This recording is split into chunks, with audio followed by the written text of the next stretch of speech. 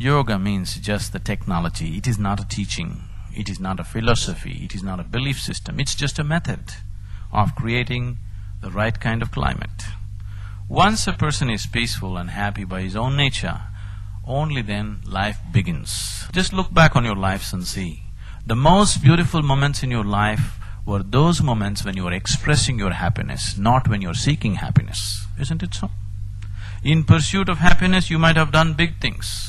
As an expression of your happiness, you might have done little things. But those little things have always been the most beautiful moments. Isn't it so? Now, shifting life from pursuit of happiness to expression of happiness, only when that happens, human intelligence flowers. Only then a human being's true potential comes out. So the process of yoga and meditation is just this, so that to make life into an expression of joy, not in pursuit of happiness.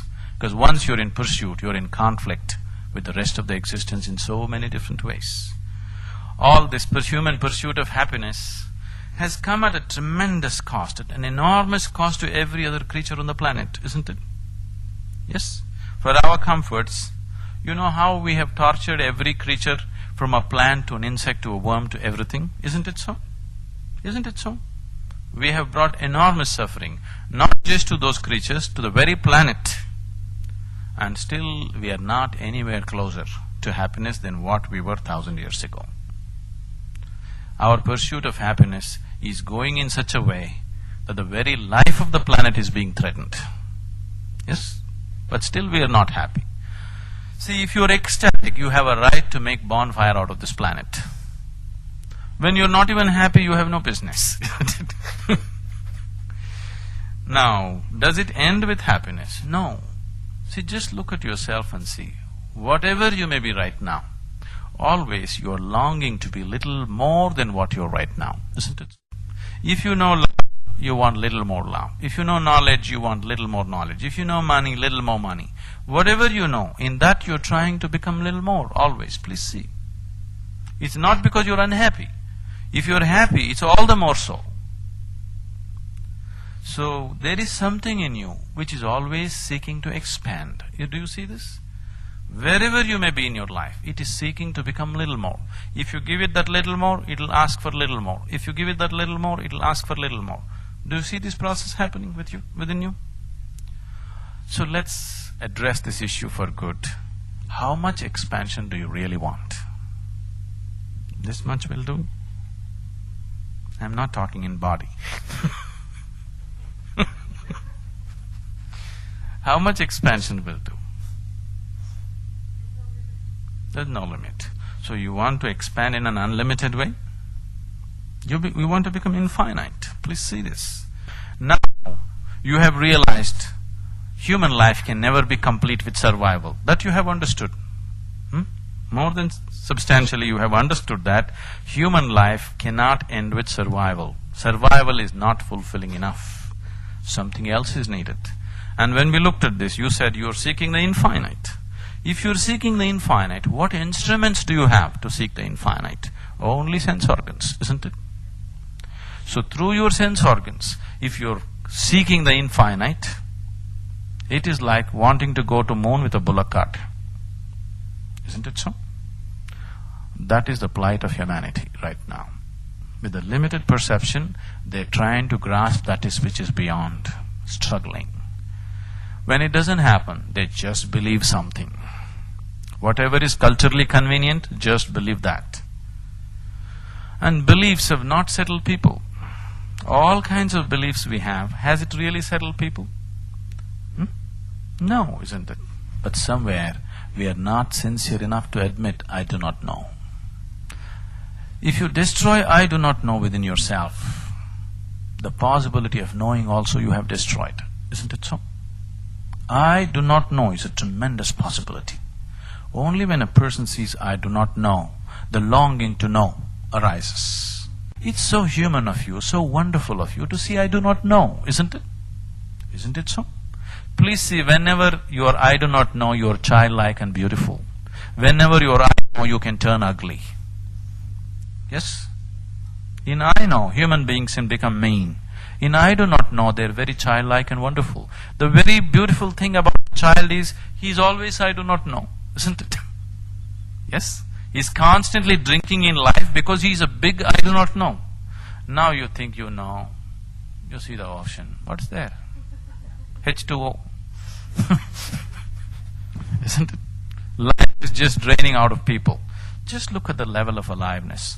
When you're 5 years of age, how alive you were. Today, how alive you are. Has it gone up or come down? Has it gone up or come down? It's come down. See, with age, aliveness need not come down, isn't it? With age, our physical capabilities may come down, but our aliveness need not come down. If you're 100, you can be as alive as a just born child, isn't it? If your aliveness is coming down, what does it mean? You're once again committing suicide in installments. You do everything in installments. Slowly people are becoming less and less alive, because the more and more conclusions you make about life, the less and less alive you're becoming. Why can't we be sincere enough to see, what I know, what I do not know, I do not know. It's a wonderful way to exist, isn't it? Don't try to turn divine. Learn to be human. It's very important. If you forget your humanity, divinity will become out of reach. Right now, in the name of divinity, people have lost their humanity. See, right now, karma theory somebody has. Somebody thinks it's all divine play here. Somebody is hungry on the street right now. You think it's all divine play. With this, you have not gotten any closer to divinity.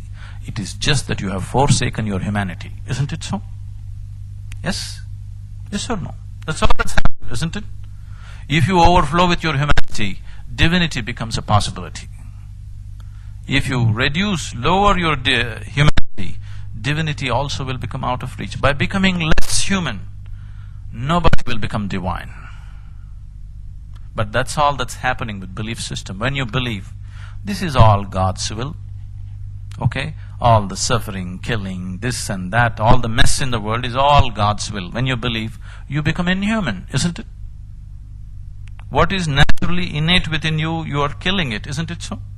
Otherwise, every human being, wherever he sees something, there is something in you which just responds. It's not asking for your permission, isn't it? The humanity in you is not seeking your permission to respond. It is responding to just every situation that it sees, isn't it so? Yes? We are trying to kill it with philosophies and belief systems. No. If you lower your humanity, you will deny yourself divinity also. So your ability to do things in the world, is it enhanced when you're happy or when you're unhappy? Are you hungry enough to go the next mile? That's not the point. Right now, on a certain day, you're very happy. On that day, does your body and mind function more effortlessly? Or an unhappy day? Everything is low, isn't it? You understand that. So right now, if you want to go far in your life, it's not because you want to go, you will go. The question is, are you capable of going or not? Isn't it? Everybody on the street wants to go all the way. How many people actually go? Only those who are capable go. Isn't it so? You think the man who is selling peanuts outside on the street doesn't want to own Bombay? You think he doesn't want to? He wants to. But does he get to? It's a question of capability, isn't it? So you don't go far because you want to. You go far because you have made yourself capable, isn't it? That's what.